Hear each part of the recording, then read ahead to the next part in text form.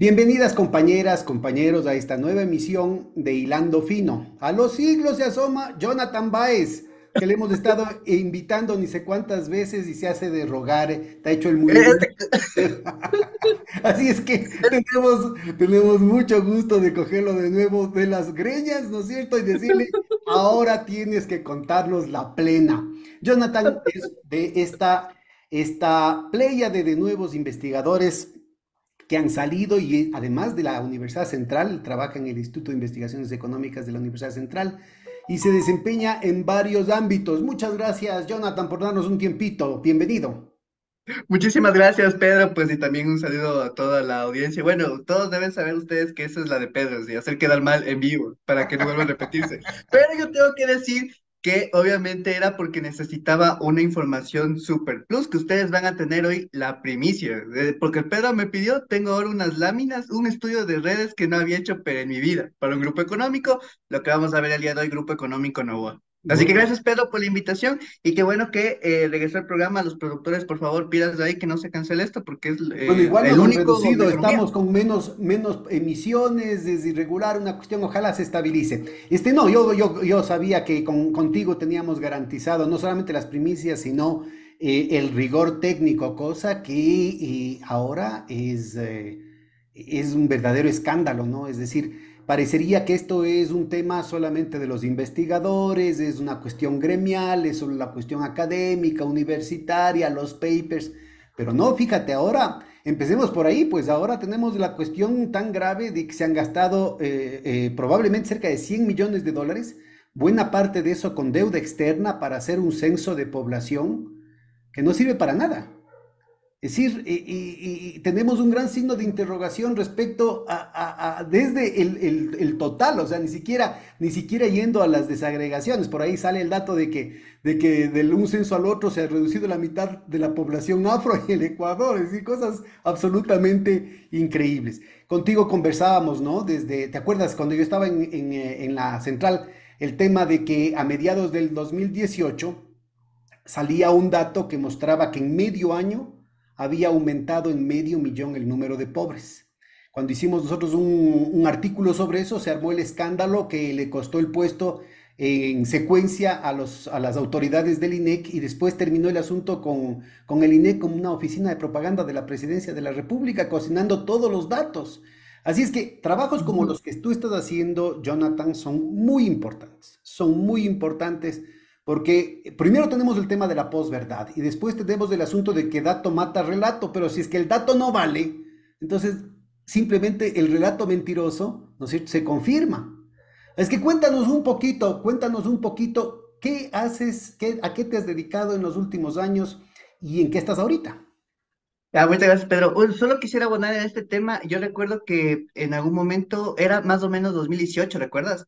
Cuando salía que aumentaba la pobreza, pero también que el empleo también no estaba tan bien. Y recordarás tú que estaban los ministros del Trabajo Ledesma, cercano al sector bananero, y estaba Richard Martínez del Ministerio de Economía. Y claro, las cifras mostraban lo que estaban haciendo. Despedían gente del sector público, etcétera, etcétera. Y en ese momento el director del INEC, muy, muy digno, presentó las cifras, lo que había salido. Y claro, en eso ahí tú sacaste un artículo sobre este tema y yo recuerdo que había sacado un artículo sobre matar al mensajero. Es decir, cómo en lugar de votarles a los ministros de Economía y de Trabajo, que eran los que estaban moviendo estas políticas, le matan a quien anuncia que las cifras están como están. Y que con Entonces, mucha me parece. dignidad mantuvo el asunto de que había una metodología detrás que no podía ser manipulada por razones políticas. Después cocinaron todo, ¿no? Claro. Bueno, desde ahí, entonces, esta nota del INE viene ya desde atrás, ¿no? Y yo quisiera también empezar una cosita también. Recuerdo que también había, justo cuando fue la Nendu telefónica, recuerdo que nosotros estimamos un índice de precarización, pero justo las variables que utilizábamos para medir precarización se cayeron de la encuesta telefónica. Entonces nos invitaron a una cosa del INE y yo preguntaba, ¿pero por qué se cayeron estas preguntas? ¿Se cayeron? ¿Se les olvidó? Así. Y claro, les invita, no, es que es con acompañamiento de la CEPAL. Digo que la CEPAL dice que eliminen preguntas. Y bueno, o sea, para hacer el resumen, a mí no me volvieron a invitar. Entonces, también vemos como esta constricción de los datos y me parece que hay la investigación y de gente que de alguna manera tenga pantalones, porque el silencio académico también es parte de esto que está pasando. El David Villamar tiene en su en su cuenta una cosa bien interesante que dice el momento en el que hay una injusticia y uno permanece silente es parte de esa injusticia. Entonces me parece que de alguna manera en el instituto, en la central también, hay cosas y cosas, ¿no? En el que se ha podido como que disputar este proceso. Y en ese sentido nosotros hemos sido bastante, me parece que hasta medio en peligro la vida con todo lo que está pasando, ¿no? Recuerdo que cuando salieron ya los candidatos, sacamos un artículo en el que mostrábamos si es que en algún momento los candidatos habían tenido, ojo, no digo que ya que tienen en este momento o que la tenían cuando fueron candidatos, pero que en algún momento tuvieron una cercanía con algún paraíso fiscal. Entonces hicimos una tablita, mostramos ahí todo y también era bien curioso pensar cómo esto pues en ningún espacio se replicaba o ninguna otra universidad lo ponía. Pero claro, uno se pone a pensar, hay universidades que son grupos económicos y que aparte tienen también paraísos fiscales. Entonces, es obvio que esta crítica Claro. tiene que venir del lado público, del sector público. Entonces, cuando sacamos esto, me parece que caló de alguna manera bastante bien, hubo alguna suerte de réplicas y también al mismo tiempo veo la limitación porque dependemos de qué espacios lo saquen. Y a mí me parece que ahí, en cambio, el trabajo que tú también estás haciendo es fundamental porque permite de alguna manera difundir de una manera más adecuada, más digerible para la gente. Entonces, espectacular este Ahora, espacio y la lucha, el hecho de ser pública tampoco le garantiza nada, ¿no? Es decir, en la Universidad Central el esfuerzo que están haciendo gente como vos es realmente muy importante, pero sigue siendo minoritario, ¿no? Es decir, la cuestión del Instituto de Investigaciones Económicas plantea una serie de desafíos al conjunto del sistema educativo ecuatoriano, a la universidad privada, porque obviamente si quieren refutar el cuadrito, por ejemplo, tomemos el caso del cuadrito que estabas mencionando. Las universidades privadas debieron haber sacado un cuadrito diciendo no es así, así de sencillo, ¿no es cierto? Pero resulta que no, o sea, más bien hay un tema de complicidad que está incluyendo las universidades públicas, pero también las privadas, en torno, por ejemplo, a la cuestión de las cuentas offshore del propio presidente Banquero Lazo, ¿no? Salió el tema de los Pandora Papers, ¿no es cierto? Y a pesar de las denuncias con nombres, apellidos, fechas, cifras, etcétera, etcétera, sí, la academia hizo mutis por el foro. Entonces yo creo que esfuerzos como los que tú mencionas son muy significativos. ¿Cuántos problemas nos hubiésemos ahorrado si es que en su momento la academia cumplía con su labor e investigaba el tema? No con el periodismo de investigación y del escándalo que sirve a agendas políticas, sino con una cuestión de transparentar la información. Este cuadrito que tú mencionas, ¿qué conclusiones sacaba? bueno, ahí veíamos básicamente que habían los siguientes candidatos con paraísos fiscales. Teníamos, todos conocemos pues a Javier Herbas, él tenía un offshore en Panamá. Tenemos el caso también de Otto Sonnenhosner, que también tenía pues todavía también una cercanía con lo que era Grupo TV Cable y que tenía acciones todavía en Costa Rica, considerado paraíso fiscal o un régimen preferente según el índice de opacidad de la tal Justin Network. Teníamos también todo lo que, pues, de alguna manera representaba el Topic, que Topic fue complicado porque tú ves en su grupo económico y ellos técnicamente no lo tenían. Tuvimos que meternos al tema de fideicomisos para ver cómo ahí se ocultaba una offshore. Y esto es bueno porque veamos cómo va avanzando y esperemos que esta investigación se disperse a todos los grupos económicos de aquí del país. Y para finalizar también está el candidato Novoa, que ahora llega a segunda vuelta, y es bien interesante pensar que él era accionista de una de las empresas del grupo económico Novoa, sobre todo de industria molinera, en la que él como participante de este grupo económico tenía cercanías, pues, porque este grupo económico como tal tiene paraísos fiscales. Entonces, al final veamos qué complicado, Pedro, que un presidente con paraísos fiscales, a pesar del pacto ético, ¿no? Que prohibía esto, llega a ser presidente y ahora otra persona que también está con estas condiciones podría llegar a ser presidente. Y esto pone en muchos temas que conversar, pero el día de hoy deberíamos referirnos un poco al grupo económico al que él pertenece. ¿Por qué? Tú recordarás, Pedro, que había un documental buenísimo que sacaron en el tema de la explotación que se sufrían en las bananeras. Se llamaba Bonita, Ugly Bananas, Bananas Feds. Este era de una productora, una documentalista espectacular, y te mostraba que en realidad la fortuna Novoa de alguna manera se constituía a partir de la explotación de la gente, pero la fortuna Novoa también se debe a los paraísos fiscales. Recuerdo yo muy bien cuando yo empecé a interesarme en el tema de impuestos, todo ese tópico, ya pues ahí salió el maestro Juan Paz de Miño, que él tiene un libro que se llama Historias de los impuestos en el Ecuador. Y leyendo todo el libro y devorándolo para ver qué onda, me topo con que él retrata una noticia de Vistazo, la Vistazo de ahora que otros deben conocer como lo más rancio de la derecha. Bueno, En su siempre fue. Inclusive alguna época tenía una fascinación por hacer artículos que sin querer queriendo ensalzaban a los nazis, ¿no? Así abiertamente. Y qué mal, ese es un buen dato para tomar en cuenta. Pero Pedro, en una de las revistas Vistazo que retoma Juan Paz y Miño, sale que una de las personas más ricas y que menos paga impuestos es Luis Novoa. Incluso Vistazo con todas sus cosas que puede tener. Entonces uno se queda siempre y digo, algo está pasando ahí.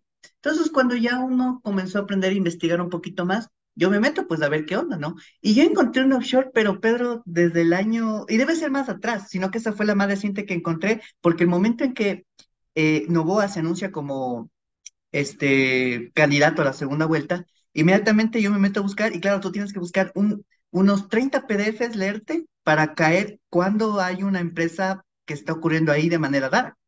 Y Luis Novoa, con Industrial Molinera, tiene una empresa offshore en las Bahamas ya desde el año 92. Pero yo tengo en la memoria que en algún momento le encontré una más atrás, pero tengo que encontrar, porque como hay que ser riguroso, yo necesito el documento que está certificado y notariado que dice de ahí. Pero al menos yo te puedo decir que ya desde la época del abuelo se utilizaban offshores. Después, continuando con el análisis, le encuentro también un offshore a Novoa, a Alvarado Novoa Papá, y después de la actualidad, todavía un conjunto de offshore ya en el grupo económico Novoa. ¿Por qué es importante esto? Porque muchos dicen, no, no, no, no, pero eso era el papá, eso era el abuelo, ¿sí? Pero Daniel Noboa pertenece a ese mismo grupo económico, pero no pertenece solamente por herencia o porque es el papá. Él tiene un vínculo formal, tiene un vínculo legal y por lo tanto a sabiendas de lo que está ocurriendo ahí. Entonces, ahí me Este yo parece. creo que es un tema muy interesante ubicar, ¿no? Porque en términos legales es cierto. Yo recuerdo en la cuestión de cuando un grupo económico, pero que no estaba formalizado, de origen mexicano, compró primero el canal RTS, ¿no es cierto? Y después compró el Mm, comercio. Resulta ser que el propietario legalmente era la persona natural del RTS, era tío del que compró el comercio. Entonces, simplemente no había nada que hacer en términos de la Superintendencia de Control de Poder de Mercado porque eran dos personas, dos entidades jurídicas distintas, dos personas naturales distintas, ¿no? Entonces, acá también es el mismo truco que utilizó el presidente Lazo, ¿sí? Que utilizó a su familia como testaferro. Pero acá es totalmente amañado, porque mientras en el caso de la relación tío-sobrino no había cómo plantear el vínculo, en el caso de la ley del pacto ético, en la ley explícitamente se dice que no se le puede pasar, no se puede utilizar a la familia como testaferros traspasando la propiedad, como lo hizo Lazo inclusive en medio de la campaña, con un agravante, pues, que parte del tema le traspasó a su mujer cuando siendo del Opus Dei, ¿no es cierto?, estaban en comunidad de bienes. Entonces resulta ser que lo que era de la mujer era de él también. Entonces, en términos legales, ¿no es cierto?, es ilegal por los cuatro costados. En el caso de la familia del grupo Novoa, yo sí creo que vale la pena que nos cuentes con un poquito más de detalle, porque aquí ha sido público y notorio el hecho de que los hijos se van en contra de los padres en contra de los hermanos contra los hermanos, son distintos grupos, se matan entre ellos, se quieren entre ellos, se pelean, se vuelven a hacer amiguitos. Entonces, sí valdría que nos cuentes, ¿no es cierto?, cómo funciona esta dinámica en términos legales. buenísimo. Solo me recordabas con esto de la esposa. Uno piensa que el amor es de muchas formas y maneras, ¿no? Pero que uno debe quedarse con quien acepte ser su testaferro. No, mentira. Pero En ese sentido hay que tener uno. Eso nos lleva a otro tema que también es para Eso discutir le da mucho, otra creo que dimensión a algo que está de moda, que es el poliamor, ¿no? Ya puedes hacer un holding. para pelear más. Oye, pero imagínate, a mí me parece interesante porque nos lleva un poquito antes de referirme específicamente al grupo económico, al tema de conflicto de interés. O sea, el conflicto de interés es una cosa muy importante y que con toda la experiencia que tuvo el Ecuador en el tema financiero, el código antes de que llegara esta ley mal dicha de la que le privatizó al Banco Central del Ecuador, la mal llamada defensa de la dolarización, te prevenía hasta cierto grado de consanguinidad. Entonces, esto me parece que es importante y es fundamental mantenerlo y para mí quizás extrapolarlo a muchos otros lados, pero que será tema de discusión en todos los espacios. Pero aquí hay que destacar cómo el grupo económico funciona. A ver, yo estoy seguro que las personas tienen mucho la idea, e incluso algunas personas también que se llevan mucho con lo clásico, ¿no? Y piensan en que tenemos al patrón explotador y a su empresa, ¿sí? Una sola empresa.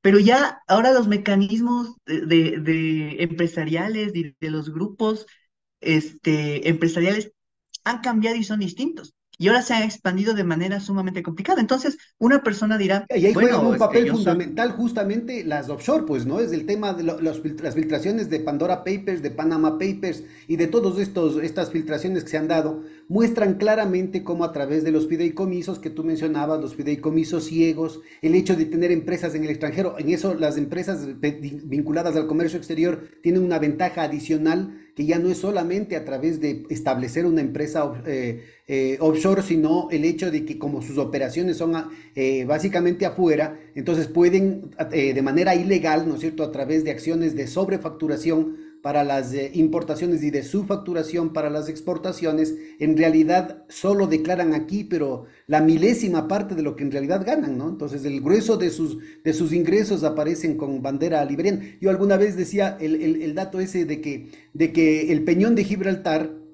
aparecía en las estadísticas de las Naciones Unidas, de la FAO, como exportador de banano, o Alemania con el frío que tienen como exportadores de banano, justamente por Bélgica. Ujú. Bélgica, o sea, justamente por el hecho, ¿no es cierto?, de que exportaciones ecuatorianas nunca retornan, los ingresos de esas exportaciones nunca retornan al país, sino que se quedan dando las vueltas justamente en estas redes oscuras de las finanzas internacionales. Yo aquí tengo un ejemplito, pero me parece que es pertinente verlo. O sea, es que este tema del offshore me parece que cuadra perfectamente. Este es de una presentación que yo hice en el Congreso de Economía sobre la investigación de los beneficiarios finales. Y yo puse el caso del Banco de Guayaquil, porque hay que ver qué onda, ¿no? Este es Banco de Guayaquil, ¿cierto? Una ¿Puedes empresa. ponerle pantalla completa, porfa? A ver, ahorita le pongo. Eso. Ya, es Banco de Guayaquil, ¿cierto? Es Banco de Guayaquil. ¿Ya? Vamos a ver, ¿quién dices que es Banco de Guayaquil? Dices que es de Lazo, ¿cierto? Parece muy obvio y que todo mundo sabe. Pero no, porque como tú dices, hay una serie de trampas y de escudos que van dando la vuelta y le van protegiendo hasta que no sabemos de quién es el Banco de Guayaquil. Mire, aquí aparece que el principal accionista que tiene el 80% de acciones es Corporación MultiVG. Esto es propio del Oye, Banco de solo Guayaquil, ¿no? me haces acuerdo que cuando fue el escándalo del banco, del Filan Banco, de los Isaías, ¿no es cierto? Les hicieron el examen y los Isaías demostraron que no tenían ni una acción del Filan Banco. Solo el rato de cobrar el vuelto ahorita, ¿no es cierto? Con el mismo abogado que tiene el presidente Lazo, que es el señor Ricardo Noboa Bejarano, ¿no es cierto? Ahora sí aparecen a cobrar el rato que cobrar. Resulta que sí han sido los dueños. Pero el rato de los ratos, ellos no eran culpables de O nada. sea, o sea, para pagar, no, pero para cobrar, sí. Por eso es como este meme, nuestras ganancias cuando ganan, Claro. pero cuando pierden, sus pérdidas. Sus pérdidas, las de ustedes. Exacto. Entonces, mira aquí, Pedro, esta es una corporación multi-VG. Entonces, bueno, Banco de Guayaquil pertenece a la corporación multi-VG. Entonces, otra la pregunta, ¿quién es dueño de corporación multi-VG? Esto es de las supercompañías. Mira, los principales accionistas son el Fideicomiso Mercantil GLM, el Fideicomiso Mercantil MLM, CLM. Bueno, aquí solamente Es para tener la premisa también Guillermo está Lazo por ahí Mendoza, Danilo por si Carrera. acaso. GLM. ¿Ah? GLM coincidentalmente aparece como GLM Guillermo Lazo Mendoza. Ya vamos a ver ¿O es todo. pura Todos son así, coincidencia? todos son así. El otro es de la hermana y el otro está metido el señor Danilo Carrera. Uy, pero hay que hablar bajo, no nos vaya a dar el vire ahí. Entonces, mira, Así está. Entonces uno se pregunta otra vez lo que tú decías, ¿a quién le pertenece el fideicomiso GLM? Es como yo puedo ver cuáles eran los beneficiarios finales del GLM, ¿no? Y ahí sí aparece, mira, Lazo Mendoza Guillermo, lo que tú decías, sus hijos, pero, oh, oh, sorpresa, aparece Positano Trade LLC. Siempre que ustedes vean LLC, ya es para causar sospechas. Ahí hay muchas situaciones complicadas y uno dice, ah, pero no está en un offshore, Pedro, Jonathan, ustedes son conspiranoicos, está en Estados Unidos, que es el clima de los negocios. Estados Unidos y algunos estados, no voy a decir todos, pero son los mayores países fiscales. Hay un estado que tiene más empresas que personas y no es que le va del todo bien. Entonces, ahí está ahí una situación complicada. Pero otra vez se forma la idea. Pero, ya. Entonces, ¿a quién pertenece Positano el LLC? Y la investigación de aquí, con los documentos de aquí, permitieron llegar hasta aquí. Pero de repente apareció lo que tú nos decías, los Pandora Papers, ¿sí? Es una filtración bien interesante.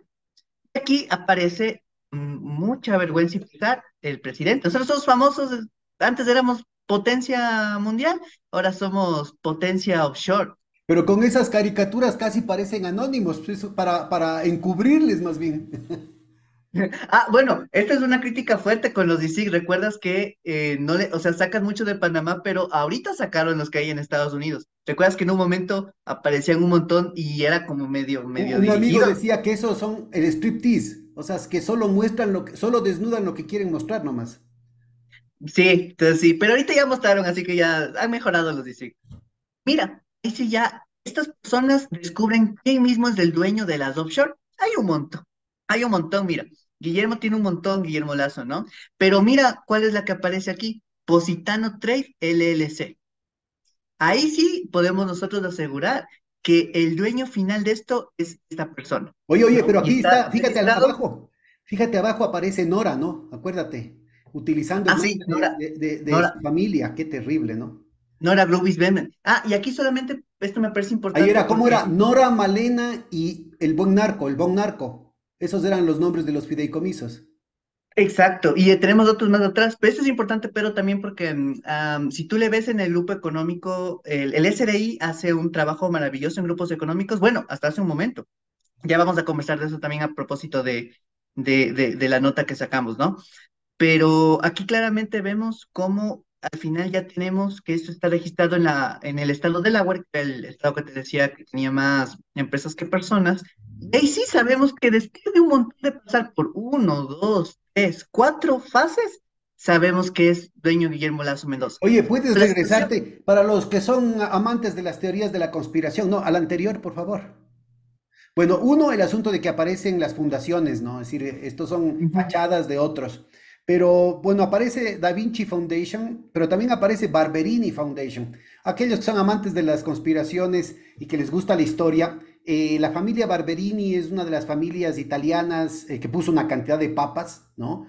Y que tiene ahí su palacio en Roma y toda esa cuestión, pero es perteneciente a la nobleza negra, ¿no? A los güelfos negros. Por si acaso, Dante era, por ejemplo, güelfo, pero de los blancos, ¿no? Y Federico mm, Barbarroja, Tomás de Aquino eran más bien gibelinos, o sea, los enemigos. Son unas luchas intestinas entre los señores feudales de largo plazo. Lo interesante de esto es que buena parte de las familias reinantes en Europa y de los bancos, de las familias propietarias de los bancos europeos y angloamericanos, pertenecen a esta nobleza que fueron triunfadores. Estamos hablando de un tema de hace 800 años y que todavía sigue siendo parte de la movida, ¿no? Solo para que quede como una nota, ahora que estamos en época de fantasmas y de extraterrestres, entonces vale la pena que tengan ahí su relación con los reptilianos. vamos a conspirinar y bien. Como conspiranoicos no nos gana nadie. Eso. Oye, era como cuando todo el mundo sacaba lo de los INA Papers, ¿recuerdas? De Claro. las hijas de Moreno. O sea, al final se vio que sí, pero la fiscalía. Bueno, uno dice, bueno, pero ¿qué importa? Esta es una nota que sacó el mismo presidente en su cuenta de Facebook, que era importante información que desvirtúa la insinuación de que soy un evasor de impuestos. Mira, Fideicomiso GLM, cuánto pagaba de impuestos siendo el 80% dueño de las acciones de Banco de Guayaquil. Si ves cómo pagaba 000, esto publicó él publicó esto. Mira cómo pagaba, y en 2013 recién empieza a pagar. Mira cuándo empieza a funcionar Positano dentro de este esquema, a partir del 31 de enero de 2012 y desaparece el 18 de febrero de 2013. Es decir, ese año que deja de funcionar, GLM empieza a pagar más, pero también ¿por qué empieza a pagar más?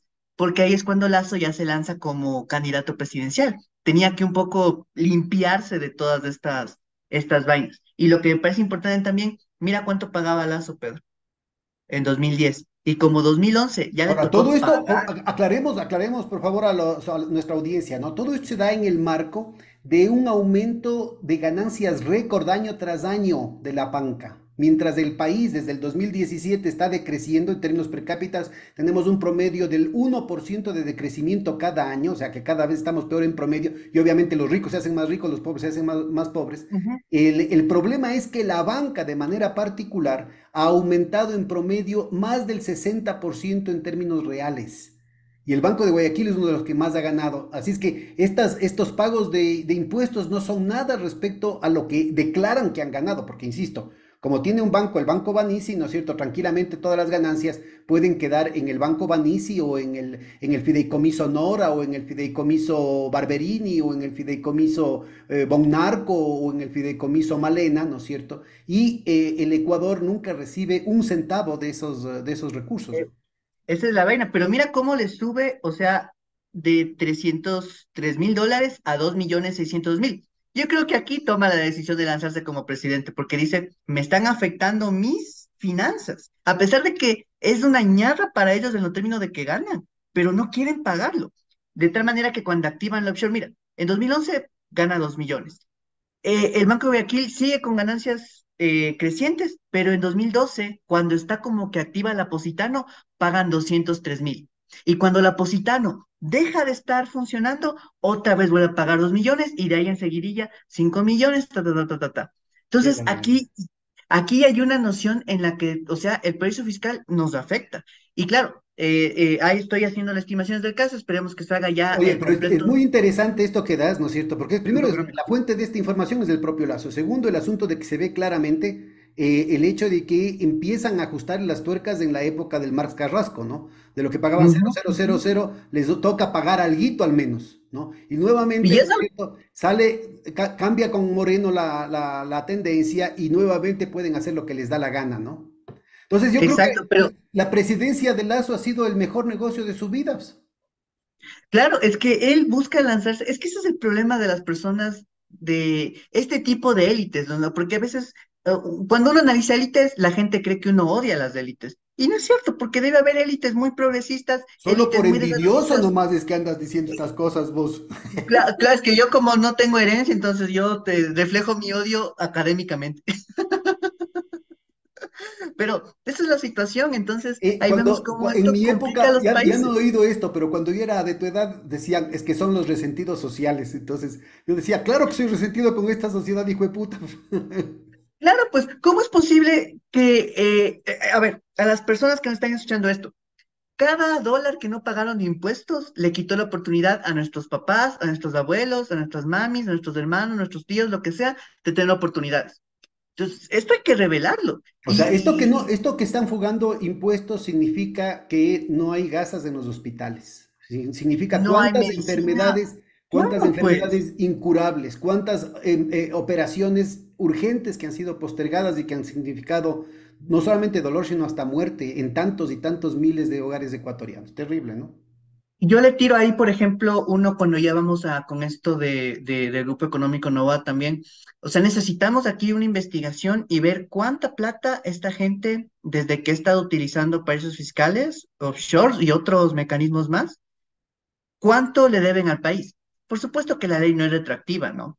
Eso es muy obvio, pero simbólicamente me parece que la gente necesita saber cuánto y eso cuántas escuelas, cuántas universidades. O sea, si alguien se queda fuera porque no hay cupo, no es porque te sea malo, es porque no hay plata, es porque no hay chance de ampliar la situación, no hay chance de contratar profesores, etcétera, etcétera, etcétera. Entonces, esto es fundamental saberlo. Yo creo que simbólicamente necesitamos saber eso. O sea, necesitamos una investigación que estime cuánto estas élites nos deben y que por lo tanto eso tiene que apalancar un impuesto ya sea a la riqueza, un impuesto a los que tengan offshore y por supuesto premios e incentivos a las empresas que no se les encuentre absolutamente nada, porque quiere decir que han tratado de hacer su fortuna de la manera más loable del mundo. Bueno, y Claro, hay que tienen, ver. ahora tienen además del asunto de que es un tema técnico, académico, se llama planificación tributaria agresiva.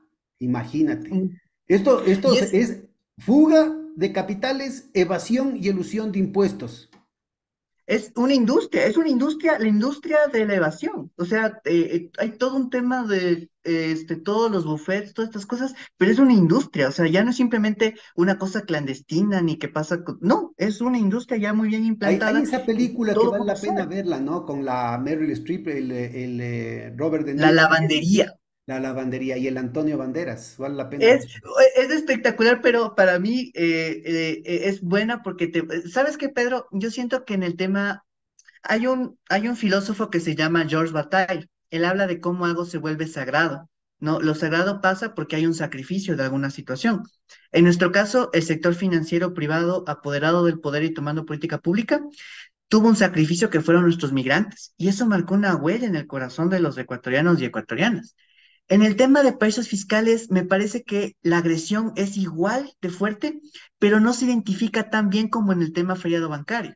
Entonces, este disparo, entonces para mí, creo que en esto es muy importante, si es que gente del gobierno nos escucha, si es que gente progre nos escucha, sería muy importante recuperar la memoria, un museo de la memoria del feriado bancario, ahora un museo de la memoria ¿cómo se llama? Ahora que Del COVID. mencionas a Bataille, ¿no es cierto? Y todo el tema del capitalismo como religión, la gente queda tan comida en el sentido ese de la crítica de Marx como opio del pueblo, ¿no? Es decir, ¿cómo es posible que después de lo que hicieron los banqueros, el pueblo, las víctimas de esa situación, a menos de 2 generaciones, termine eligiendo a un banquero sabiendo lo que iba a hacer? Es que ahí viene la otra cosa, o sea, lo sagrado es sagrado, pero también se puede profanar. Ahí viene lo sagrado y lo profano. Entonces, el Lazo para mí, o sea, el país se vuelve nada el momento en el que el 2013 Lazo se lanza a la presidencia. O sea, él rompe con esto de que un banquero no tiene que estar en el poder. Y ahí es cuando empieza la debacle del Ecuador. O sea, no es cuando gana.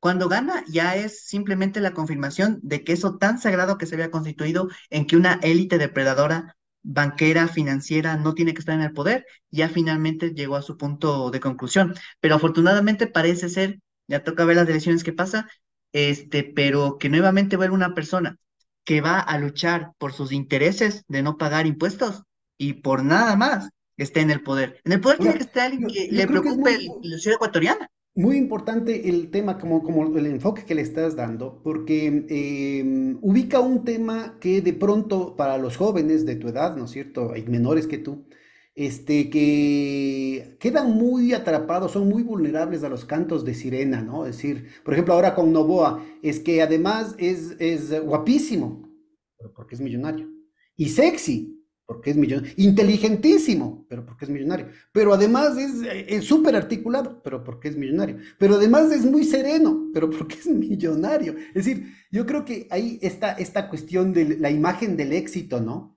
Que Eh, te hace olvidar de todo, ¿no? Los gringos llaman a esto los wannabe, dicen, los want to be, los que ah, quisieran ser. Son más papistas que el papa, es decir, el rico, el millonario, el oligarca propiamente dicho puede darse el lujo de decirse que es de centro izquierda.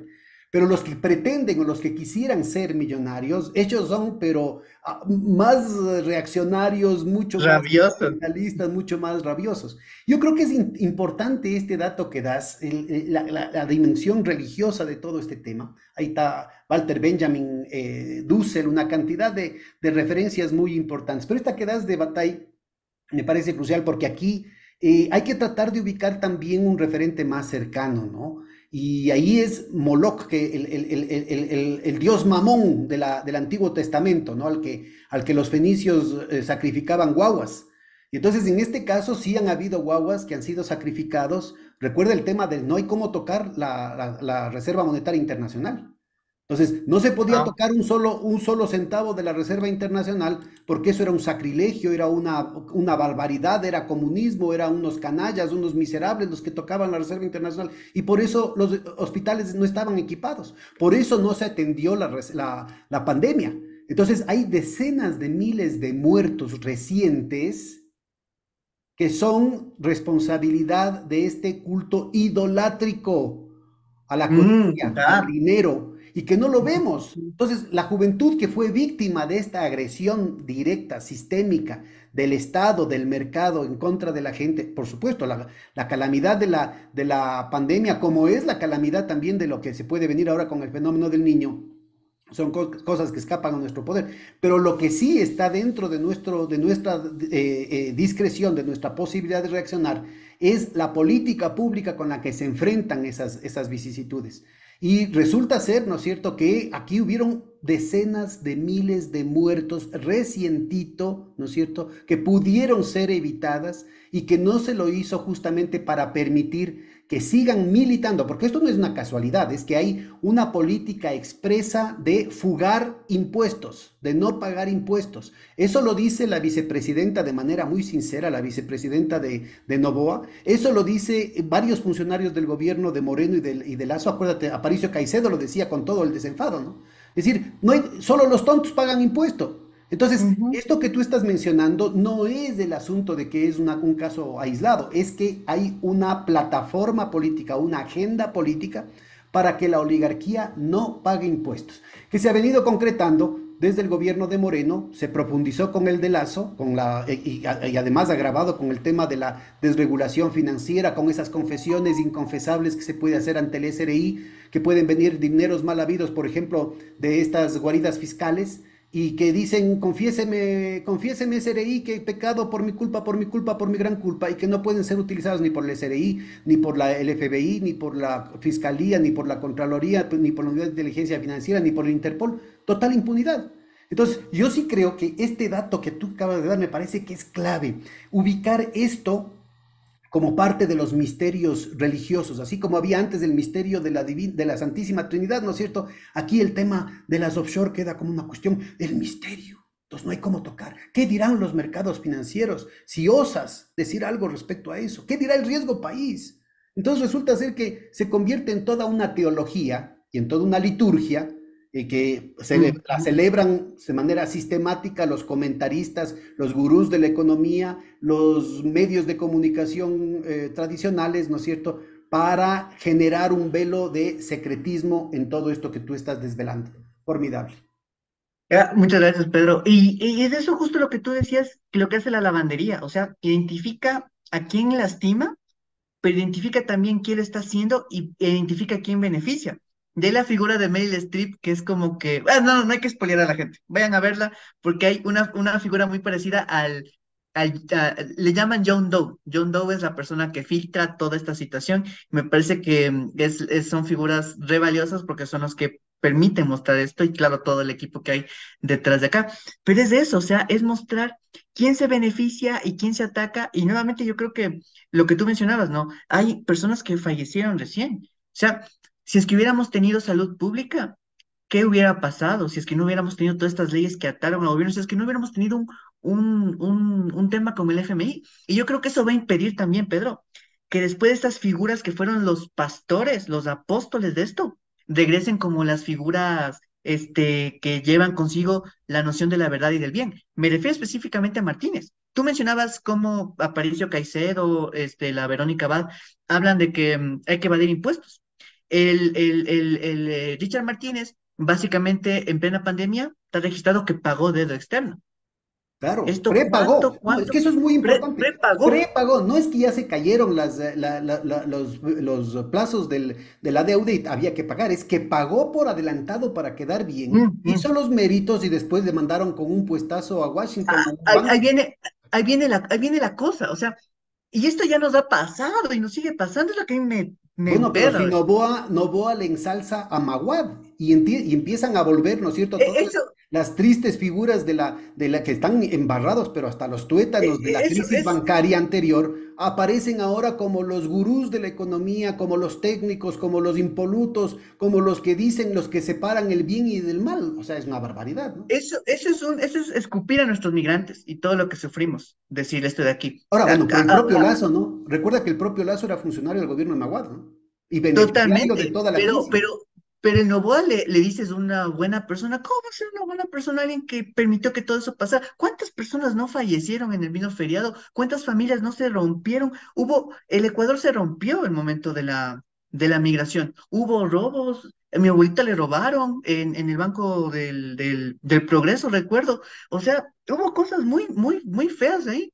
Y que él diga que es buena persona, y ese es el problema. Y recordarás tú que al Augusto de la Torre le dieron un puestazo en el Banco Mundial. A la Ana Lucía Armijos, puestazo también en el Banco Mundial. Es decir, y después las personas vienen a dar cátedra de economía. Yo creo que eso es lo que en el Ecuador tenemos que impedir. Ya han de Bueno, y decir que somos al propio Martínez que lo mencionaste, ¿no es cierto? Él aparece como, sale yéndose en contra de la Constitución y de la ley y como funcionario del BID después de hacer méritos con esto del prepago de la deuda y el asunto de haber estrangulado el presupuesto para la salud y para el enfrentar la pandemia. Se mandaron sacando a médicos, se mandó mm, sacando a enfermeros y a otros trabajadores de la salud, se recortó el presupuesto de la policía y del ejército que estaban en la primera línea de defensa en lo más agudo de la pandemia, cuando no había mayores cosas. Entonces, insisto, decenas de miles de muertos que pudieron haberse evitado, el dolor de las familias, la indignidad de tener que dejar botados a los seres queridos en la esquina de la calle. O sea, fue en una la cosa calle. terrible, ¿no? Entonces yo creo que ese recuperar un museo de la memoria de esas cosas es fundamental. Y solo para que no se nos escape, con el Juan Pazmiño también yo saqué un capítulo del libro, sacamos un libro y yo tengo un capítulo en el que trato de mostrar que la captura del Estado, muchos lo ven como simplemente llegar como a los ministerios, pero no solo es ahí, es todo cómo van creando los espacios de regulación. Y ahí yo más o menos hago un recuento del Trujillato. Veo los nexos que se tiene con ciertas universidades, ya que estamos hablando de la disque academia, y también cómo hubieron espacios claves. Y el que le dé el Y ahí está la paso, explicación, la verdadera explicación del silencio cómplice de las universidades, ¿no? Por eso es tan loable el esfuerzo que se está haciendo, al menos desde ese segmento de la Universidad Central, porque no se puede lastimosamente incluir a todo. Ahí está el caso de la fiscal, ¿no? bueno, casos complejos. Ahí vemos este proceso y ahí la Procuraduría General del Estado, pues recordarás que decía que el banco, el BID no es banco. Y que las apuestas no son apuestas, ¿no? Entonces volvieron a aparecer los casinos. Oye, pero qué bestia, pero o sea, es que estos manes, o sea, ahí sí hay que sacarse el sombrero porque la jugaron bien. Los manes sabían que todo lo que iban a hacer era inconstitucional. Ahora, lo chistoso es que Entonces, detrás de buena parte de esta gente está el Opus Dei, ¿no? Y entonces todo eso lo dice mientras rezan el Padre Nuestro y el Ave María, ¿no? Terrible, terrible cómo con el otro utiliza la lado, religión. pero como sabían cómo iba a ser, entonces los manes dijeron, a ver, si es que no vamos a respetar la Constitución, ¿quién vigila la Constitución? La Corte Constitucional. Y entonces los manes sabían perfectamente. Entonces, en este capítulo del libro que les invito a que lo chequen, cuento toda esa historia de que la captura no solo es llegar y hacer política pública, es llegar y quitarle al Estado todas sus capacidades de regulación para poder tratar de implementar un corcho a esto. Entonces, pucha, aquí no tuvimos constitución, creo que 2 meses, ya no recuerdo Ahora, cuánto me fue. parece que es muy importante, tanto en ese capítulo que mencionas, el tema de cómo actúan de manera corporativa, ¿no? No aparecieron, lo utilizaron a Trujillo, que ya estaba muy viejito, sabían que ya estaba a punto de morirse, ¿no es cierto? Como la figura sagrada y entonces iban a declararlo santo súbito después de muerto. Y ese tipo de cosas que siempre funciona en el Ecuador, o sea, el sentimiento, la solidaridad del pueblo ecuatoriano nunca está ausente en momentos de dolor, entonces utilizaron muy bien esa situación como algo intocable y se llegaron a niveles y barbaridades, a niveles de destrucción de la institucionalidad y de vaciamiento de la democracia, como fue el tema de la vacancia constitucional. Es decir, la constitución dejó de operar por obra y gracia del señor Trujillo, o sea, una barbaridad. Y no hay como, ahora no hay como ni siquiera hablar de ese tema porque te cae la Inquisición, ¿no? Exacto, totalmente en eso. Entonces, este conjunto es importante, personas, tenemos que recuperar la memoria. Y para eso tenemos que nuevamente recuperar, voy a dejar de compartir un ratito, Pedro, de la memoria de dónde viene esto. Entonces ya tenemos como medio presente, ¿no? Entonces, esto, lo importante es que el grupo económico Novoa y su historia viene de dos lados. Del lado de la explotación laboral en momentos infantil y del no pago de impuestos. Estos dos convergen en esta cosa que tú decías. Si me disculpas, hermano, está Ujú. apareciendo ahorita también una tercera fuente de ingresos que es el despojo, ¿no? La concentración y la Ah, centralización del capital son por mecanismos de, de acumulación por desposesión. de Entonces, destrucción del hablan capital. a través del Banco del Litoral que inducían créditos de los productores bananeros, estamos hablando más o menos de hacienditas, de fincas grandes, que 200.000 y más, o sea, ya son créditos que no estamos hablando de la economía popular y solidaria, pero les ofrecían, ¿no es cierto?, que les iban a respetar el precio de sustentación de la caja de banano. Resulta ser que les pagaban menos de la tercera parte, con lo cual quebraban, ¿no es cierto? Y después una deuda de $180.000 se convirtió en una deuda de 1,5 millones y el banco les confiscó las fincas, ¿no? Y después, con esto que tú mencionabas, es decir, estas empresas fantasmas, a través de testaferros, a través de otros nombres, ¿no es cierto?, triangulaban y hacían una pirámide y entonces nunca aparecía el grupo Novoa detrás de este asunto. Entonces ya son tres fuentes. El tema de mamar.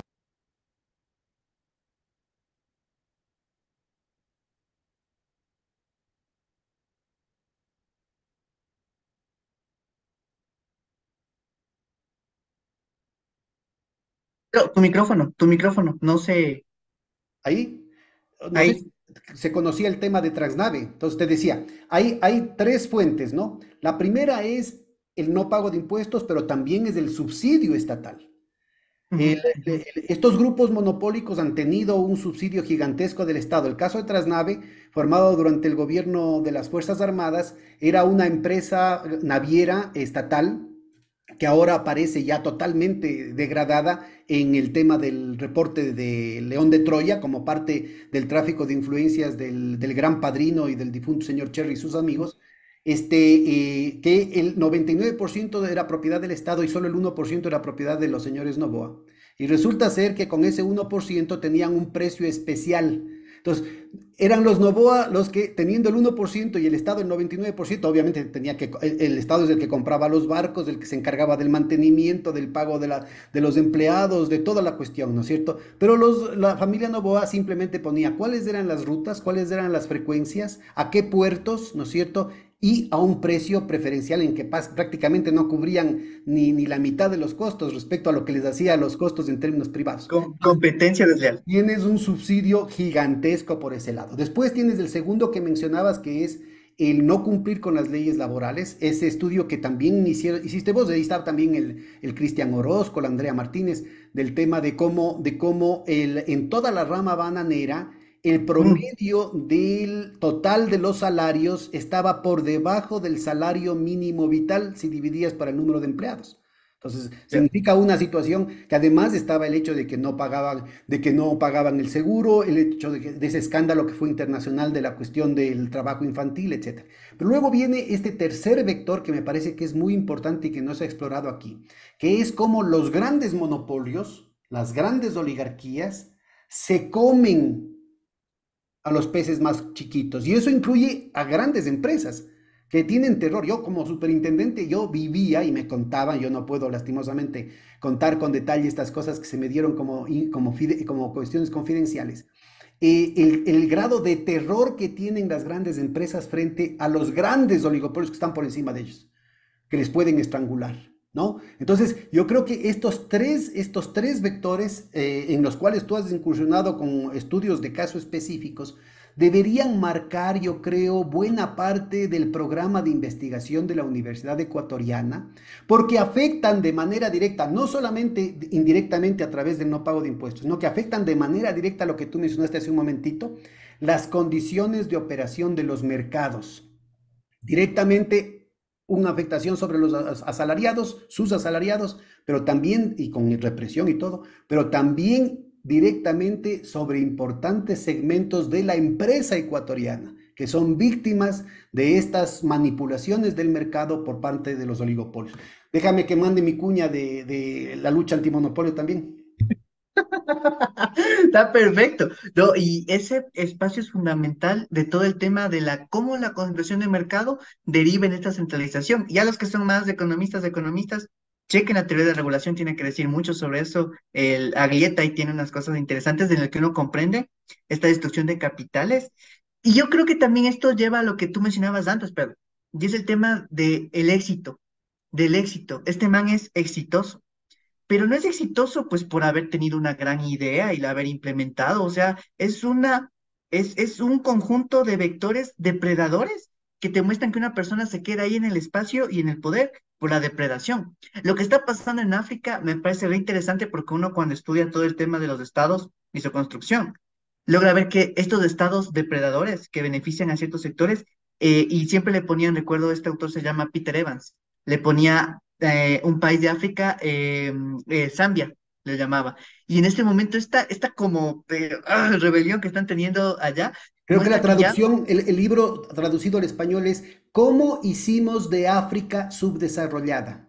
Esa es más bien dicho, es Ah, la traducción literal del inglés al español del libro del Evans.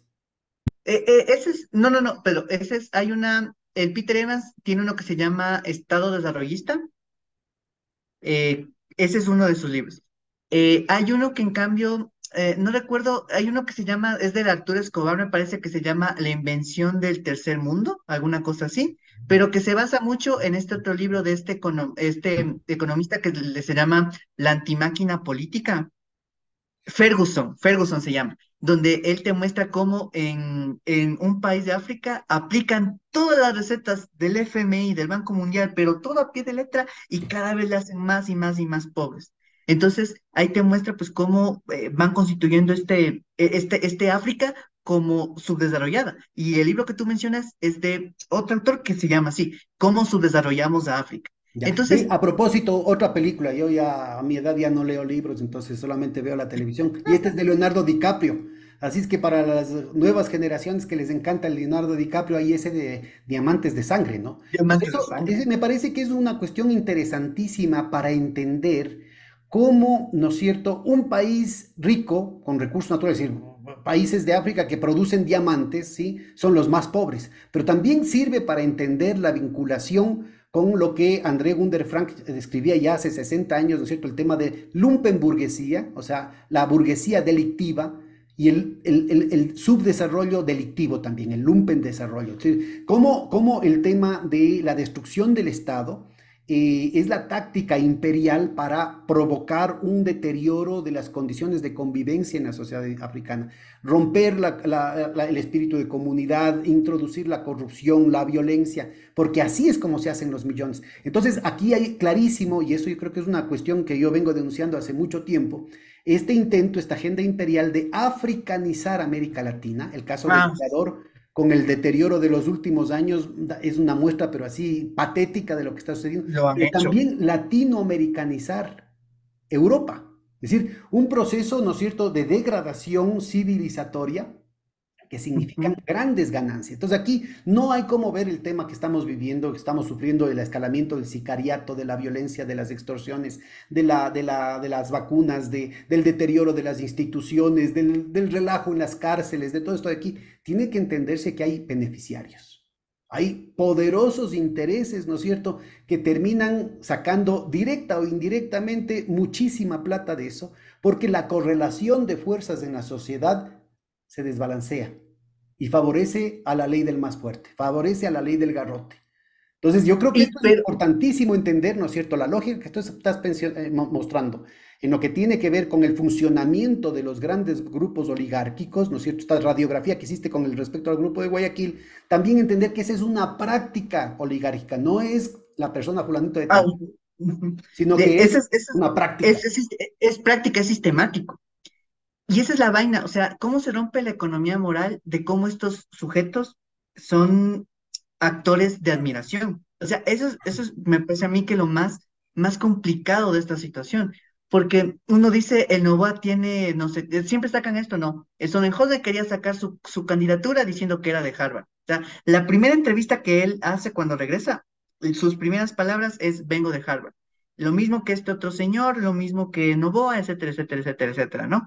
Tratan de destacar estos logros pero yo también, Pedro, si tengo toda la plata que votar, pues lo hago, o sea, no tengo, si es que yo tengo que preocuparme el día de mañana si comeré 3 veces al día, probablemente no sea el mejor en la Sí, escuelita, en pero el yo creo colegio, que en la aquí es universidad. importante ubicar, porque, bueno, Maguad es profesor en Harvard, ¿no? Ya podemos ubicarnos qué es lo que se enseña Ah, allá, o sea, primerito. Segundo, que puede haber gente, por ejemplo, Evo Morales, Lula da Silva, no tienen título ni de bachiller, creo, pero también Lazo, y eso no los califica. Es decir, el hecho, hay unos que son PhDs y otros que son HDPs, es decir, con eso hay que tener mucho muchos, muchos. cuidado. El cartón no te dice nada. El punto fundamental aquí es a qué intereses representas. Si representas los intereses del pueblo, como lo hizo Lula, como lo hizo Evo, ¿no es cierto? O representas los intereses de tu grupo monopólico, como el que estás marcando aquí. Entonces, Ahí viene, clarísimo, ¿no es cierto? En el gobierno de Lazo, ¿no es cierto? ¿Quién era Luque Lecaro? ¿Quién era el gran padrino, el señor Danilo Carrera? ¿Quién era el presidente del BIES? Pues que hasta hace poco tenía el empeño de dar 1.500 millones de dólares de la reserva que no se podía tocar para abastecer los hospitales, ¿no es cierto? 1.500 millones de dólares del BIES para comprar cartera de los bancos, que todavía no se explicita cuánto de eso se ha concretado.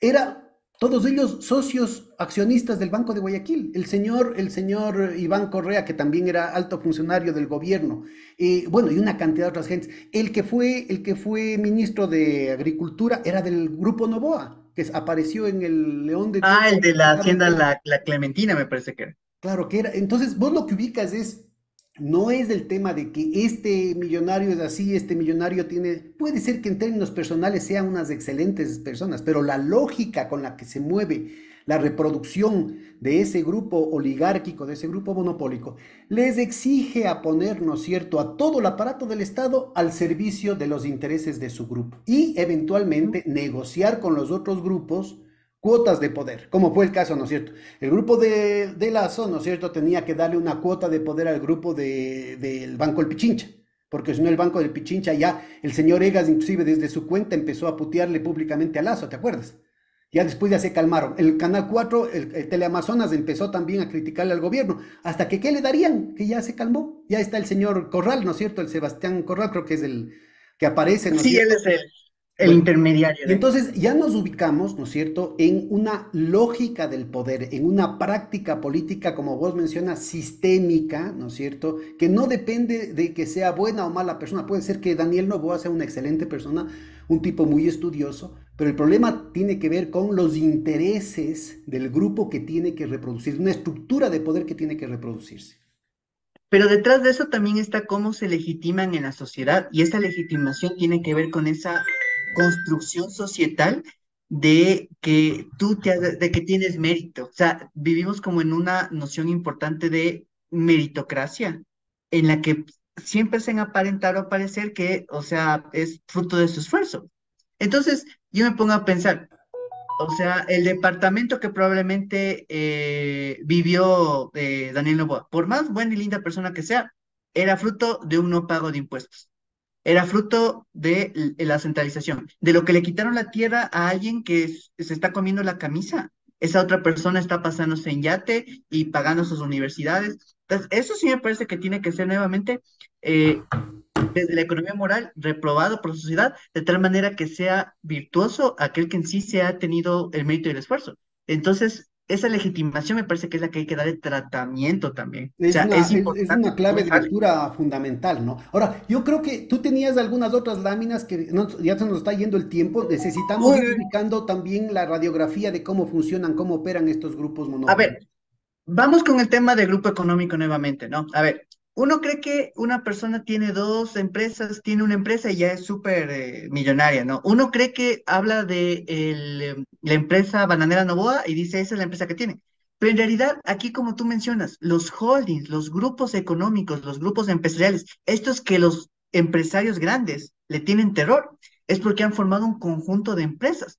En nosotros, en promedio, estimamos que un grupo económico tiene 25 empresas, entre grandes, medianas, pequeñas, micro, y esto es importante porque a veces dicen, fomentemos a la microempresa. Yo siempre he dicho, bueno, a la microempresa, microempresa? Porque hay una microempresa que está atada al grupo económico, que tiene ventajas y plantea práctica desleal de competencia contra las otras microempresas. Ese es un dato buenísimo porque también aparece, ¿no es cierto? El rato que vos ves las estadísticas del sector bananero, aparece que el 78% de las unidades productoras del sector bananero son economía popular y solidaria. Pero ese es un truco, porque con eso, ¿no es cierto?, aparece que cuando hacen las condonaciones de las deudas del SRI, por ejemplo, como las que hicieron en la época de Moreno, o las deudas con el IES, ¿no es cierto?, que la patronal tiene una deuda gigantesca. En el 2018 fueron 4.600 millones de plata del SRI, o sea, de plata de los ecuatorianos, que se rifaron con Moreno. Y 2.600 millones de plata de los afiliados del IES que se rifaron también con Moreno. Y desde entonces se ha desplomado la recolección, pero ponen como, digamos, la dorada de la píldora, ¿no es cierto? Ah, es que era para favorecer a la economía popular y solidaria. Lo que no nos cuentan, ¿no es cierto?, es que esas pequeñas unidades productivas, las pequeñas empresas, pueden ser muy numerosas, pero representan muy poco del total de la producción. Quienes terminan beneficiándose de esto son los grandes tiburones. Y de lo que estos grupos que tú has mencionado, es decir, el grupo EGAS, que es el Banco El Pichincha, Diners, Banco Rumiñahui, etcétera. El Grupo Guayaquil, como el que estabas mencionando hace un momentito, que no es solamente el Banco de Guayaquil, sino una cantidad de otras empresas aquí y las empresas afuera. El Grupo Novoa, que es uno por el lado de Álvaro Novoa, pero como se pelearon entre hermanos, ¿no es cierto? Otro también es el Grupo Novis, Isabel Novoa. ¿no es cierto? Entonces, es Exacto. importante ubicar que estamos hablando de los tres de los más grandes tiburones que hay en la pecera del mercado ecuatoriano, ¿no? Exactamente. Y ahí es cuando uno le lleva a la memoria esta situación en la que no estamos hablando de pocos integrantes. Entonces, el grupo económico Novoa no tiene 10, 20, 30 empresas, tiene N cantidad más. De tal manera que 141 integrantes tiene el grupo económico Novoa. Pero este grupo económico Novoa, entonces, solamente el de la familia Novoa Pontón de Álvaro Novoa, este, tiene 27 personas, y aquí vemos la grafiquita. Estos son los dueños de estas 141 empresas. Y aquí vemos pues a la familia. Es decir, aquí uno puede pensar que tenemos a los brillantes sectores empresariales, accionistas y juegos de la bolsa. No, son grupos económicos A familiares. ver, pero O sea, poco hay una... descríbenos sobre todo para los legos de la materia, este es un grafo de red, ¿no es cierto? Pero cuéntanos qué Este es lo es que describe cada puntito y las rayitas de que estás Este, redactando este es un, propiedad. este es un grafo de red, ¿no? Entonces, básicamente, ¿qué implica este tipo de grafos, ¿no? Lo que me indica es, estas personas, los puntitos más grandes, son aquellos que son los propietarios, los beneficiarios del grupo económico. Es decir, tenemos un grupo económico conformado por 141 integrantes, pero de estos 141 integrantes, 27, que es lo que vemos aquí, que son personas, pero también, miren, empresas, que ya vamos a ver a qué lugar están asignados, son los beneficiarios finales Y de mira, esta este situación. gráfico responde la inquietud que te hacía al principio de nuestra conversación, porque aquí clarísimo se puede ubicar que no estamos hablando de que una persona natural es el papá y otra persona natural es el hijo, porque ambos son parte del mismo grupo, como la mamá, como los hermanos, como otros familiares, ¿no? Exacto, ahí tenemos a Novoa Sin, a la misma mamá por ahí, a Luis Novoa Naranjo, etcétera, etcétera, etcétera, etcétera, y más personas que han participado en este grupo económico. Y miren, aquí está el candidato a la vicepresidencia, Daniel Novoa Asin Roy Grichus. Entonces, aquí claramente vemos que este grupo económico y que Daniel Noboa pertenece a este grupo económico. Entonces, cuando estamos hablando del grupo económico Noboa, no estamos hablando de las cosas que hacía el papá o el abuelo. Estamos hablando de lo que él también como participante de este grupo e integrante está realizando. De Y una ahí yo les corporación, quiero... no estamos hablando de la persona, pueden ser excelentes personas, la familia puede ser una familia con las mejores intenciones. Aquí lo que estamos hablando es cómo opera la corporación, cómo opera Esto es la persona jurídica.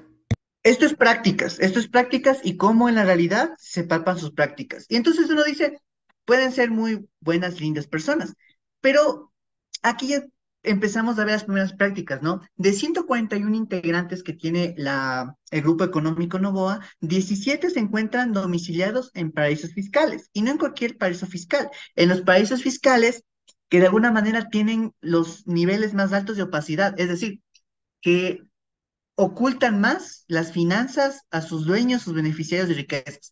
Si bien el gran nodo cuando hablo de nodo me refiero a cuál es el gran que les contiene a todos, casi siempre es Ecuador, ¿no? Vemos que casi todo se encuentra registrado aquí. Pero miren cómo aparecen estas otras comunalidades. En este caso tenemos a Panamá, tenemos a Italia, por acá tenemos Estados Unidos, ¿sí? Que hay que ver a qué estado se refiere. Pero miren cómo también tenemos a las Bahamas y a Costa Rica. Los principales países fiscales de este grupo económico son Bahamas y Panamá. Vienen otros más en Costa Rica y en Estados Unidos.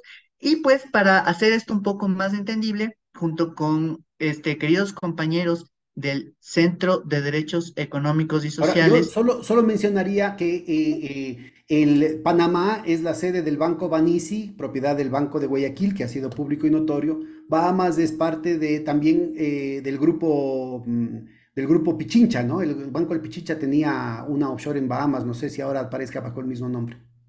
en un fideicomiso yo lo encontré y también tenían otra también en otro Un dato lugar, pero sí. que tenía el SRI a propósito del pago de impuestos, me parece que respecto a estos tres grupos nomás que mencionamos, daba el dato de que de cada dólar que declaraban, insisto, estos grupos como tienen las offshore, como tienen las guaridas fiscales, no declaran todos sus ingresos. Entonces, de la parte que sí declaraban, por ejemplo, del grupo de Fidelegas, de cada dólar que declaraban que les ingresaba, pagaban 3 centavos y un poquito más, 3 centavos de cada dólar.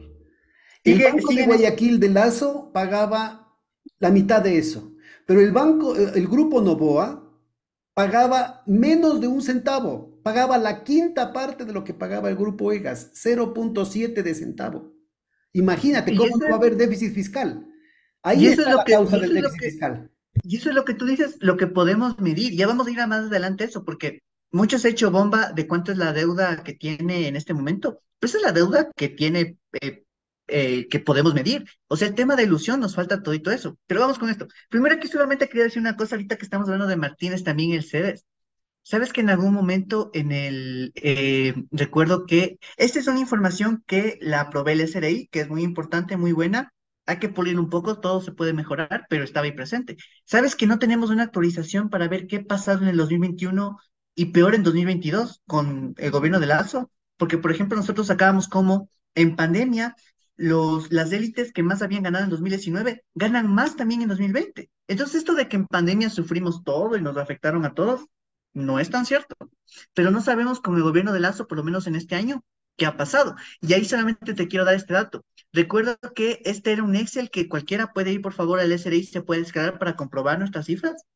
Pero en un momento, sabes que quitaron esto y lo pusieron en otra plataforma, pero de tal manera que te obligaban a entrar en un costo de ingreso en la información de tal forma que tú tenías un ejército de pasantes o tenías que pagar a personas, de lo que antes hacías un clic, te ibas a demorar 6 meses mínimo, estimábamos nosotros.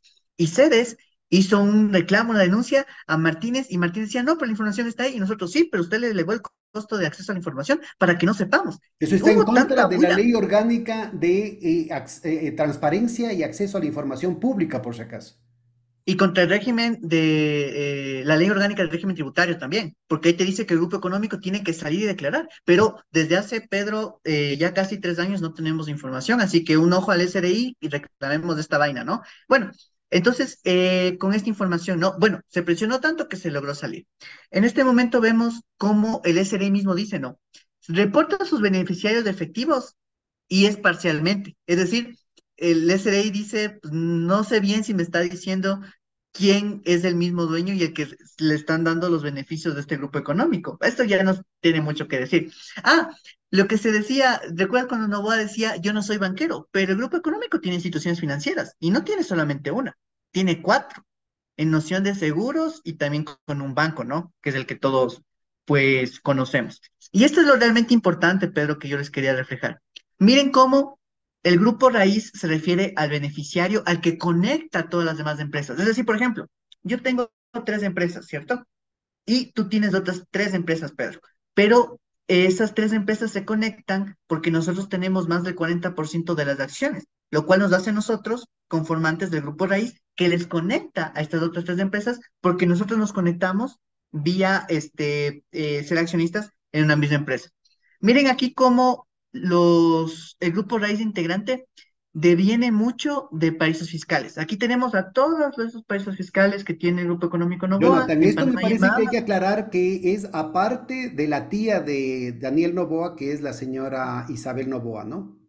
Eso totalmente. Oye, y bueno, ese es otro tema para destacar, pero en este proceso de legitimación hay una revista aquí que trata un poco de retratar el tema de los ricos, o sea, los victoriosos del país. Y en la primera edición, en portada, a Lazo. En el segundo, en la segunda edición, el segundo número, a Isabel Novoa. Entonces yo iba a decir, ¿qué es esto? La Gaceta Offshore del Ecuador. Pero bueno, mira cómo las empresas de Bahamas son parte del grupo raíz, es decir, estos son los beneficiarios finales, los cuales están o son la correa de transmisión que permiten que todo el tema del usuario esté ahí Son presente. las guaridas Entonces, fiscales donde los principales bancos del Ecuador tienen sucursales.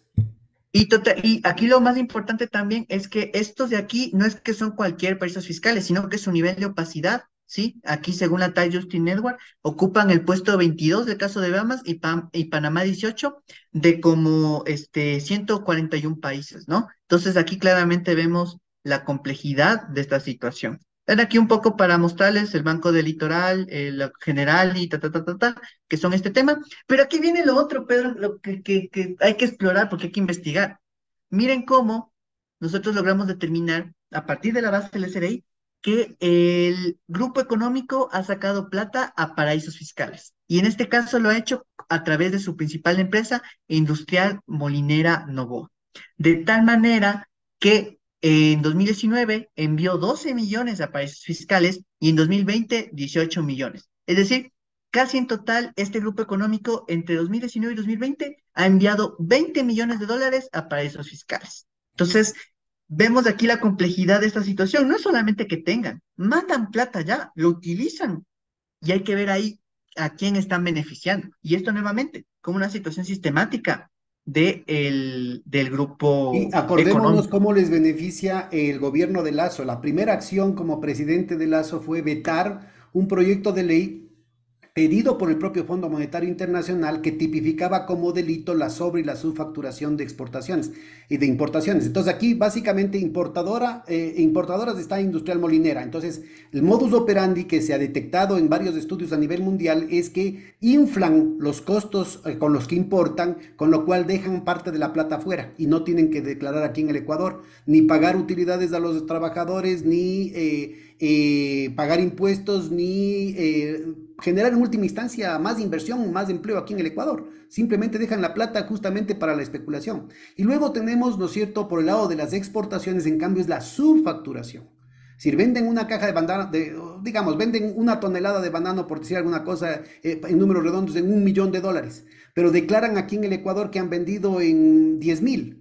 Entonces queda, ¿no es cierto? El resto Ay, de no la es plata, fácil. toda la diferencia, se queda en las guaridas fiscales. Por eso es que necesitan el tener en las Bahamas y en Panamá, precisamente para que la plata pueda circular a través de estos mecanismos de lavado que aparecía justamente en la película que mencionábamos. Hay un artículo interesante que lo hicieron Alejandro Gallero junto con otro colega sobre el tema de la soja en Argentina. Jorge Cómo había Gallero. procesos. Ah, el hijo, el No, hijo de Alejandro, Jorge. Ajá, Alejandro. Él hacía como esta situación de la subfacturación y también la sobrefacturación, también con estos vínculos en los que llevaban a Uruguay y tanta cosa. Entonces, esto es un drama completo y de los productos primarios exportadores, ¿no? Entonces ahí es bien curioso porque mucha gente, y yo soy de esa, ¿tú recuerdas, Pedro, cuando nos visitaba el Demian Panigo? Él decía, ¿no? O sea, sí, el primer exportador es así, así funciona, pero más peligroso que eso es el tema fuga de capitales y todo lo que está moviéndose atrás de este proceso, ¿no? Ahora, yo Esto es... mencionaría acá, ahorita me haces acuerdo, si Ujú, puedes subirte un poquito, por favor. ujú. En este grupo Industrial Molinera, yo creo que es importante acordarnos de este pequeño detalle. Antes de que haya la Industrial Molinera, que es una planta puesta al lado del puerto de Guayaquil, solo diseñada para el trigo importado, el Ecuador producía su propio trigo y las molineras estaban en la sierra ecuatoriana. incluyendo aquí, ¿no es cierto? Todavía se ven los restos del molino El Censo, pues que había cerca del río Machángara. En la En Magdalena, el donde Trébol. yo crecí, había un montón de pequeños molinos, ¿no es cierto? Porque era una industria próspera. En Ecuador tenemos, y Ujú. sobre todo en la sierra, en Quito, tenemos el mejor pan del mundo. Así, certificado. Es riquísimo. O sea, desde Fray Jodoco Rique, ¿no es cierto? La cultura del trigo aquí en el Ecuador. Hace más de 100 años el Ecuador inclusive exportaba trigo. Ahora importamos el 99% del trigo. Entonces, ahí está el tema de qué tipo de progreso, entre comillas, ha significado el amasar la fortuna de parte de familias como estas, ¿no? Esta cultura oligárquica, totalmente desnacionalizada, no le importaba que signifique la ruina de toda la industria nacional, mientras que beneficiaba, ¿no es cierto?, a las exportaciones gringas, porque venían además subsidiadas. Al principio inclusive nos regalaban, porque decían, como es un país bien portado en la lucha anticomunista, nos regalaban el trigo. Entonces todos los productores nacionales de trigo quebrados, pues. Después dijeron, bueno, ya les hemos regalado mucho tiempo, ahora sí vamos a cobrarles un poquito con deuda externa. Después decían, ahora tenemos que cobrarles a precios de mercado, pero con tasas de interés subsidiadas. Después dijeron, no, ahora sí tasas de interés de mercado. Y nos ahorcaron. El rato que Y en regresamos a esta, ver, arruinada toda la producción nacional de trigo, pero además toda la maquinaria, por ejemplo, está calibrada exclusivamente para el trigo rojo de invierno número 46 que viene de determinada empresa y de determinado estado de los Estados Unidos. Si se utiliza el trigo, entre comillas, runa, con todo el racismo del caso del Ecuador, la maquinaria se daña. Tiene una vinculación con todo, ¿no? Todo el problema, este es un esta proceso de subdesarrollo, es el desarrollo del subdesarrollo. es un encadenamiento depredador de los productores de acá, en todo, pero en todo. O sea, uno ahí entiende por qué las vainas del estructuralismo y eso no terminan operando. O sea, si nos escuchan chicos y chicas, hay que leer. O sea, esto no es que se desindustrializa porque no funcionó.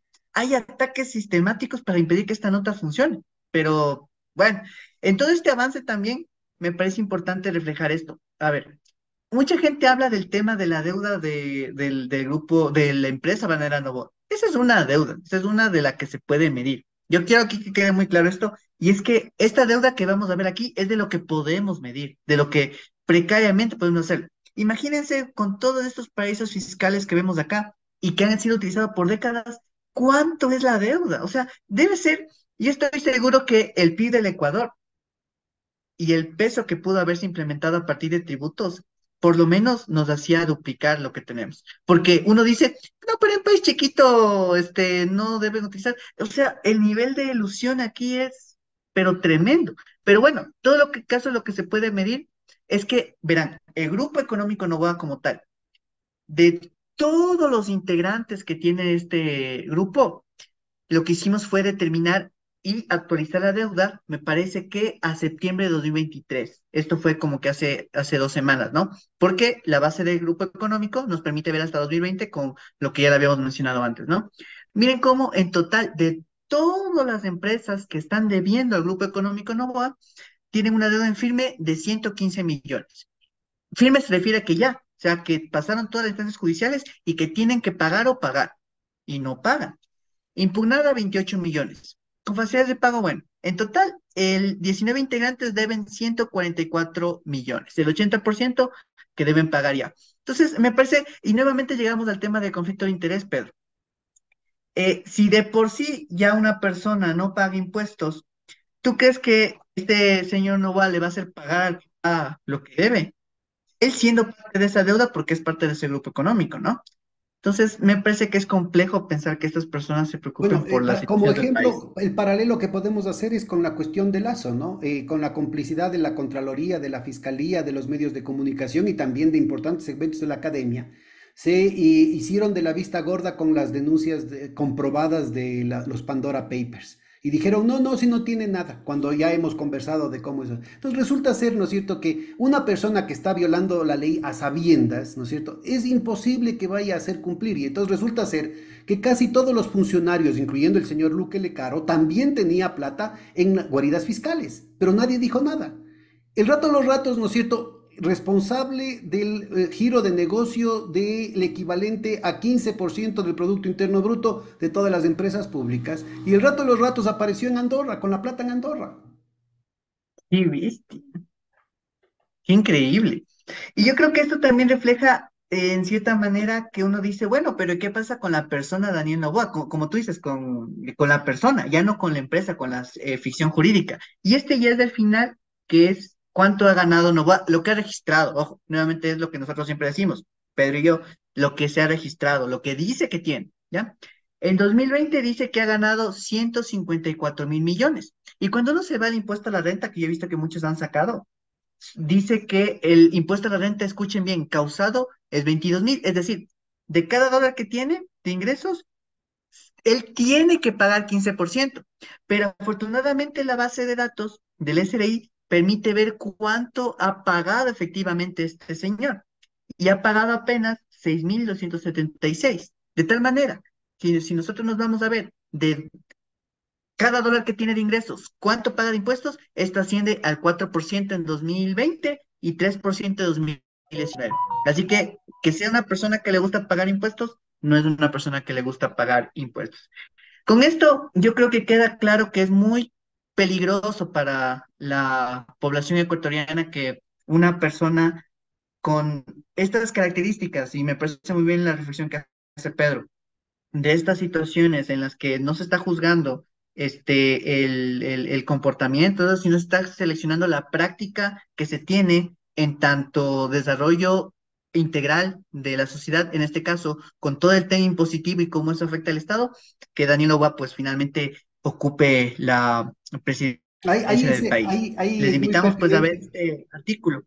Ahí muy pertinente esa fábula que ha pasado ya a ser patrimonio de la sabiduría de los pueblos en una inundación estaba un alacrán a punto de ahogarse y le ve a su amiga la rana y entonces le dice a la rana, ve, no seas malita, llévame ahí hasta tierra firme para evitar que... Pero me has de picar. No, le dice, pero si ya sabes, me conoces de toda la vida, yo soy buena gente, ahí la familia, los primos, mi papá era así, un desgraciado, pero chicas, sí hemos sido panas, pues de chupe. Además, y me encanta, vos sabes que yo soy de otra nota, yo soy bacanísimo. Entonces finalmente le convence a la ranita y claro, la ranita va nadando también a punto de ahogarse, le va llevando en el lomo y el rato que están a punto de llegar a tierra firme, el alacrán le coge y le pica. Y le dice la rana, le dice, pero ¿por qué? Dice, ¿qué esperabas? Pues es mi naturaleza. Entonces, un poco que hay que estar muy pendiente de ese tipo de historias que un poco te ayudan a hacer muchos paralelos.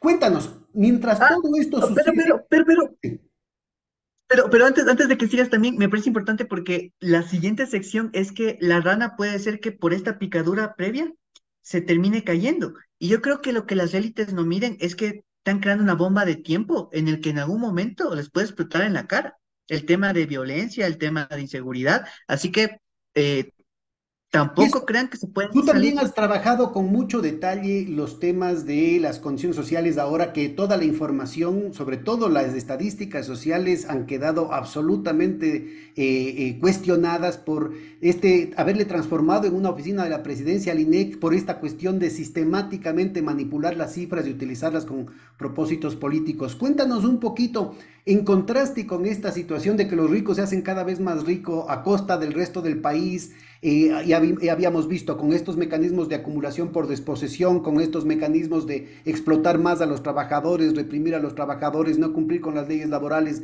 no pagar al seguro, contratar mano de obra infantil, etcétera, etcétera, pero también con el asunto del no pago de impuestos y los subsidios estatales.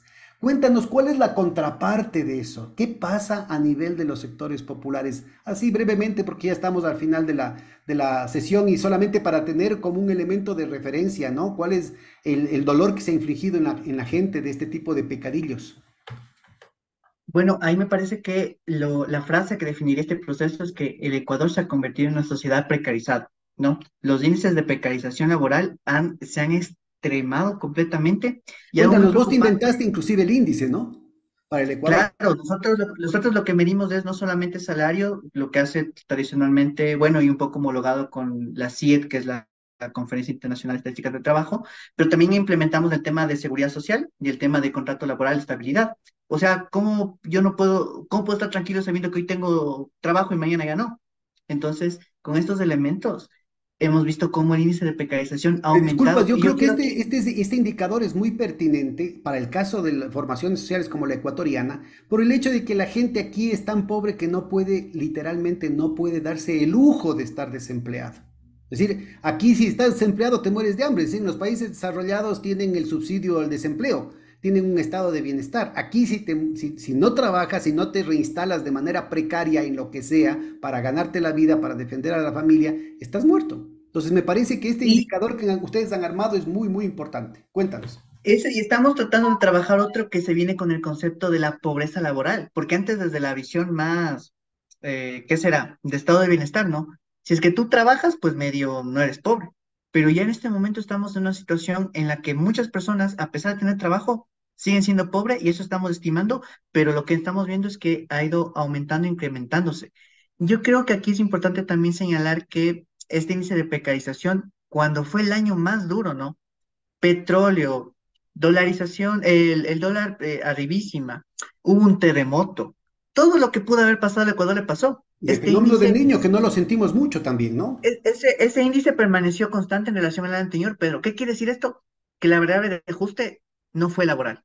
En este momento, la variable de ajuste de todo está siendo el tema laboral, está siendo el sector trabajador. Así que qué complejo en este momento que el país esté viendo esto. Y como dato final, la última vez que calculamos el tema de trabajo infantil, cuando las encuestas eran creíbles, veíamos un aumento de trabajo infantil complicadísimo. Las familias le están sacando otra vez a sus guaguas y yo creo que es algo que nosotros hemos visto cuando estamos pasando por la calle o estamos en un restaurante, cada vez más guaguas pidiendo algo para comer. O sea, lo que tú decías, esta situación en la que están degradando por completo las condiciones de vida del Ecuador, están ahí, se están visualizando completamente.